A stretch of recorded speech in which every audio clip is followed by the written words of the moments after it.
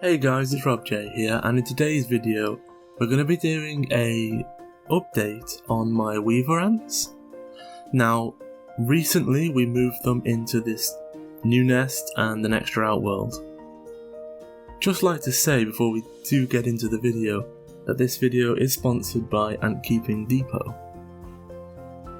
So, if you didn't watch the previous video, I will link it up in the top corner now, therefore you can catch up on what's been going on. But the idea of the second outworld was to use it as their dumping ground, and then the other outworld is their feeding grounds. And you know, that was the hope. Well, it actually came true. They actually did that. So all the sea stants and their waste goes to the empty outworld, which only has a few people tending to the garbage at any one time. And then the food outworld, which isn't empty, it has their water tower, some various places for me to place food so they have to look, their feeding bowl, etc. That has regular patrols and a lot more activity, and they've really settled into their 3D printed nest. And the queen has laid lots of eggs and things are going quite nicely. They are a dream to keep. They are really nice ants to keep. And it's not too hard either. Now, I know a lot of people say that they need a naturalistic setup, and I agree.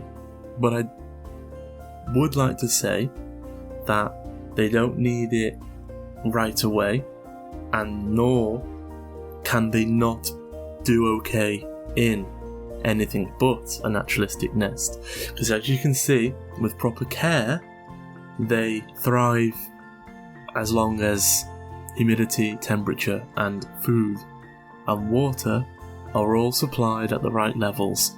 They do just fine, and they grow in numbers in an artificial setup.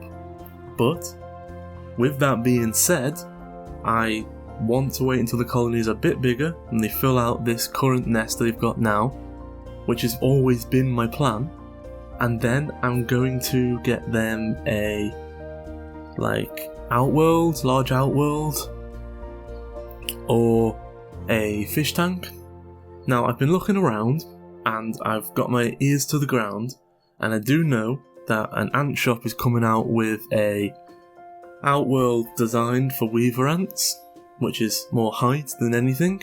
So that will be out before I need to decide what I'm buying. So I've been looking around, so I'm going to see what that looks like. As well as that, I have been looking at fish tanks. I will buy a fish tank. The less plastic on it the better.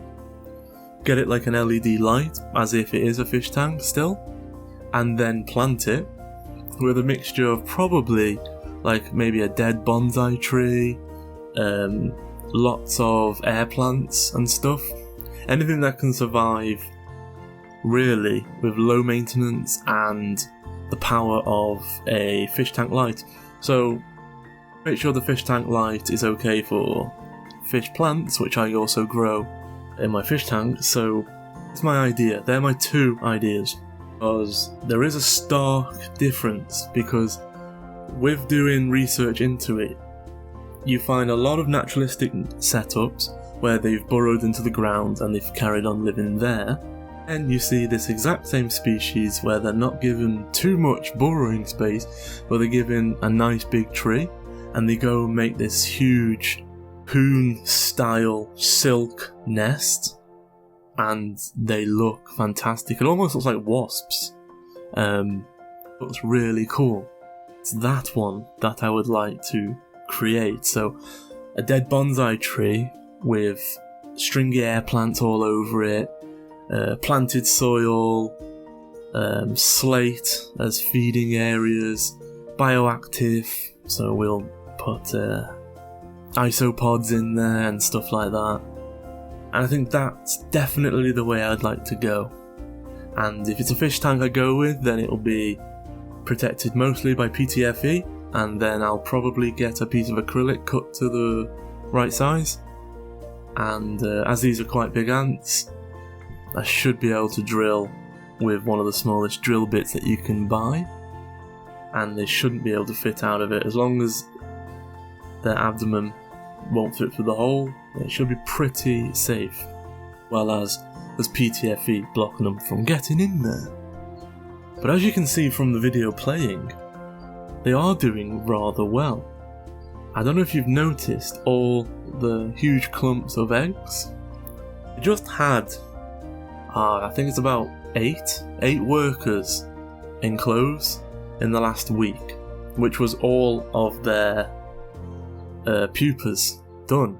So they only have eggs at this stage now, but as you can see there is about 4 or 5 large clumps of 10 to 20 eggs being cared for in various chamber areas. So they're doing perfectly fine.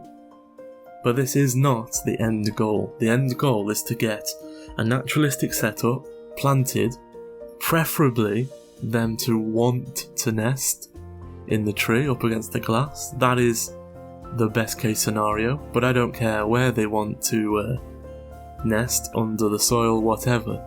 But I love a proper nice little planted setup in maybe a fish tank or a special outworld. If it's a fish tank, I want to make sure it's one without any plastic. So it's just pure glass, low ion, so it's ultra see-through. That is what I'm aiming at, and I have actually ID'd what I would want to buy.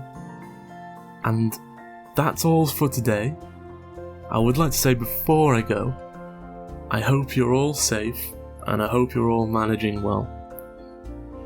With that being said, I'll catch you in next week's video, which is a product review on a nest. Thank you very much.